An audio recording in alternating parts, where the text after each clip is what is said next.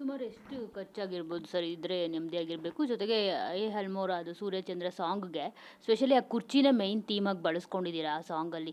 So ಈ ಕುರ್ಚಿ ready ಆದ್ಮೇಲೆ ಆ ಸಾಂಗ್‌ನ ಆ ಥರ ಸೀಕ್ವೆನ್ಸಲ್ಲಿ ರೆಡಿ ಮಾಡಿದ್ದಾ? ಅದರ್ವೈಸ್ ಅದು ರೆಡಿ ಆಗೋದಕ್ಕಿಂತ ಮುಂಚೆನೇ ಸಾಂಗ್ ಇದೇ ಥರ ಇರಬೇಕು ಅಂತ ಹೇಳ್ಬಿಟ್ಟು ಆ ಕುರ್ಚಿ ಅದು ಇದು ಎಲ್ಲ ಇಲ್ಲ, ಸೆಟ್ ಮಾಡಿದ್ದೀರಾ? ಕುರ್ಚಿದು ಹೆಂಗೆ ಅಂದರೆ ಆ್ಯಕ್ಚುಲಿ ಅದು ಅದ್ರದ್ದೊಂದು ಕಥೆ ಇದೆ. ಅದನ್ನು ಹೆಂಗೆ ಅಂತ ಹೇಳಿದ್ರೆ ಫಸ್ಟ್ ಅಲಮರ ಸಾಂಗ್ದಾಯಿತು, ಎಲ್ಲ ಸೆಟ್ಗಳೆಲ್ಲ ರೆಡಿ ಮಾಡಿದ್ವಿ ಎಲ್ಲ ಅದೇ.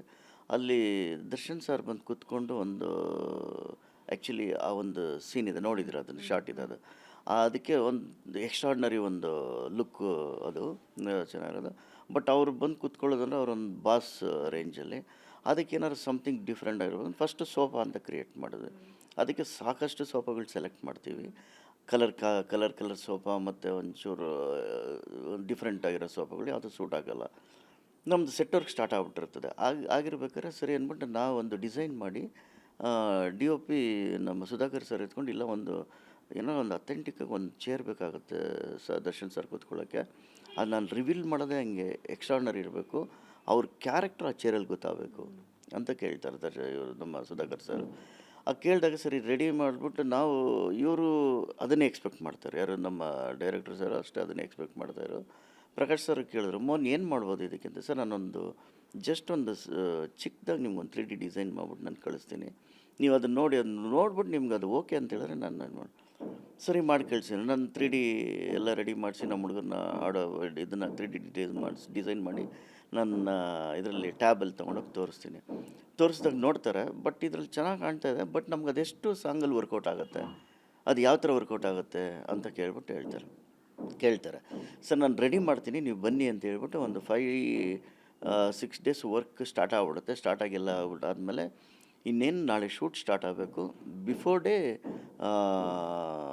ಇದು ಯಾವುದು ನಮ್ಮ ಲೈಟಿಂಗ್ ಕಾಲ್ ಶೀಟ್ ದಿನ ಸರ್ ಎಕ್ಸಿಕ್ಯೂಟಿವ್ ಪ್ರೊಡ್ಯೂಸರ್ ತಕ್ಷಣ ನಿಮ್ಮ ಜೊತೆ ಬರ್ತಾರೆ.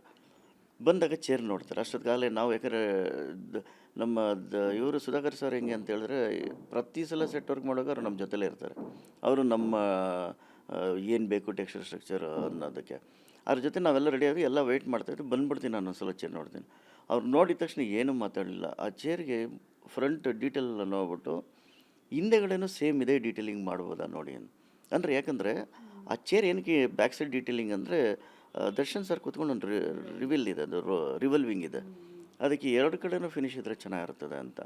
ಆವಾಗ ನನಗೆ ಅನಿಸ್ತು, ಇವ್ರಿಗೆ ಓಕೆ ಆಗಿದೆ ಚೇರು, ಸೂಪರ್ ಇವ್ರಿಗೆ. ಯಾಕಂದರೆ ಅವ್ರನ್ನ ಒಪ್ಸೋದು ತುಂಬ ಕಷ್ಟ. ಅವ್ರಿಗೆ ಕತೆಗೆ ಬಿಟ್ಟು ನಾವು ಬೇರೆ ಏನು ಕ್ರಿಯೇಟ್ ಮಾಡೋದು ಬೇಡ, ಕತೆಗೆ ಸೂಟ್ ಆಗೋಂಥದ್ದು ಏನಿರುತ್ತೆ ಅದನ್ನು ಇದು ಮಾಡೋಣ ಅಂತ. ಎಲ್ಲ ರೆಡಿ ಆಯಿತು. ಸರಿ ಮಾರನೇ ದಿನ ಅವರು ಹೋದರು. ಬೆಳಿಗ್ಗೆ ಬರೋಷ್ಟರಲ್ಲಿ, ಹಿಂದಿನ ದಿನ ಹೇಳಿದ್ದು, ಬೆಳಗ್ಗೆ ಬರೋಷ್ಟರಲ್ಲಿ ಆ ಬ್ಯಾಕ್ ಸೈಡ್ ಡೀಟೇಲಿಂಗ್ನು ಎಲ್ಲ ರೆಡಿ ಮಾಡಿಬಿಟ್ಟು ಒಂದು ಸಲ ರಿವಲ್ವಿಂಗ್ ಬೇಸ್ ಮೇಲೆ ಇಟ್ಬಿಟ್ಟು ತಿರುಗಿಸಿ ತೋರಿಸಿದ್ವಿ. ಆವಾಗ ಎಲ್ಲ ಖುಷಿಯಾದರು, ಎಲ್ಲ ನೋಡ್ರು ಸಗದಾಗಿದೆ ಅಂತೆಲ್ಲ ಎಂಜಾಯ್ ಮಾಡಿದ್ರು. ನನಗೂ ತುಂಬಾ ಖುಷಿ ಆಯಿತು. ಸರಿ ಅದಾದಮೇಲೆ ಏನಾಯಿತು, ಎಲ್ಲ ಆಯಿತು. ದರ್ಶನ್ ಸರ್ ಬಂದರು. ನಾನು ದರ್ಶನ್ ಸರ್ಗೆ ಅದನ್ನು ಬಸ್ ನೋಡಿ, ಇದು ನನ್ನ ಚೇರ್ ರೆಡಿಯಾಗಿದೆ ನೋಡಿ, ಇಲ್ಲಮ್ಮ ನಾನು ಅಲ್ಲಿ ಕಾರ್ ಪಾರ್ಕ್ ಮಾಡ್ತಾ ಇದ್ದಂಗೆ ನೋಡಿದೆ, ಚೆನ್ನಾಗಿದೆ, ತುಂಬ ಚೆನ್ನಾಗಿದೆ ಅಂದರು. ಅದಾದಮೇಲೆ ಏನಾಯಿತು, ಸರಿ ಶೂಟ್ ಸ್ಟಾರ್ಟ್ ಆಯಿತು. ಸ್ಟಾರ್ಟಾಗಿ ಒಂದು 2-3 ಶಾರ್ಟ್ಸ್ ಏನೋ ಆಯಿತು.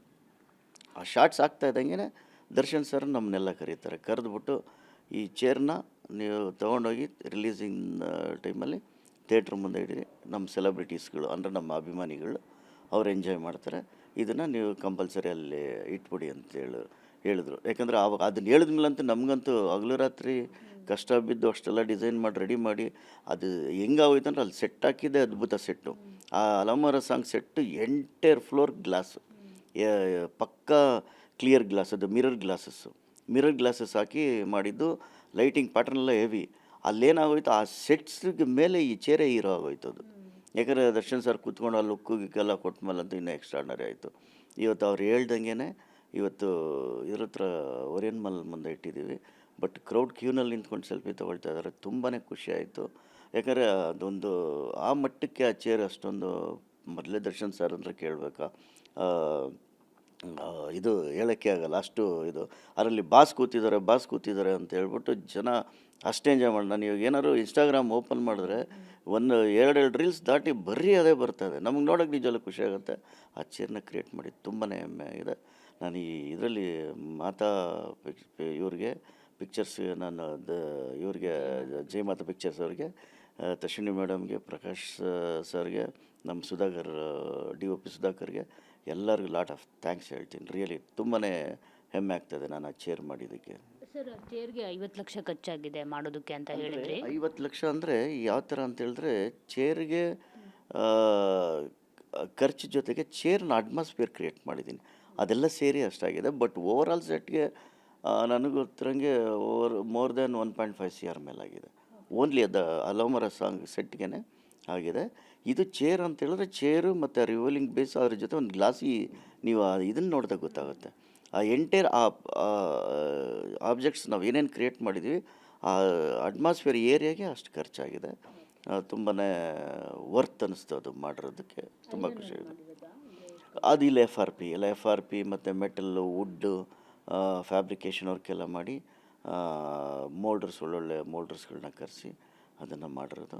ಬಟ್ ನಮ್ಮ ಇಂಡಸ್ಟ್ರಿನಲ್ಲಿ ಆ್ಯಕ್ಚುಲಿ ಇದೊಂದು ನಿಜವಾಗ್ಲೂ ಫಸ್ಟ್ ಟೈಮ್ ಥಿಯೇಟ್ರ್ನಲ್ಲಿ ಒಂದು ಅವ್ರು ಕೂತ್ಕೊಂಡಿದ್ದಂಥ ಚೇರ್ನ ಇವತ್ತರೆಗೂ ಯಾವ ಸಿನಿಮಾದಲ್ಲೂ ಆ ಥರ ಥಿಯೇಟ್ರ್ಗಳ ಮುಂದೆ ಇದಿಲ್ಲ. ಇದು ಫಸ್ಟ್ ಟೈಮು. ಕ್ರೌಡು ಮತ್ತು ಸೆಲೆಬ್ರಿಟೀಸ್ ಅಂದರೆ ಅಭಿಮಾನಿಗಳು, ಸರ್ ಅಭಿಮಾನಿಗಳೇನಿದ್ದಾರೆ, ದರ್ಶನ್ ಸರ್ ಅಭಿಮಾನಿಗಳು ಎಂಜಾಯ್ ಮಾಡ್ತಾ ಇದ್ದಾರೆ.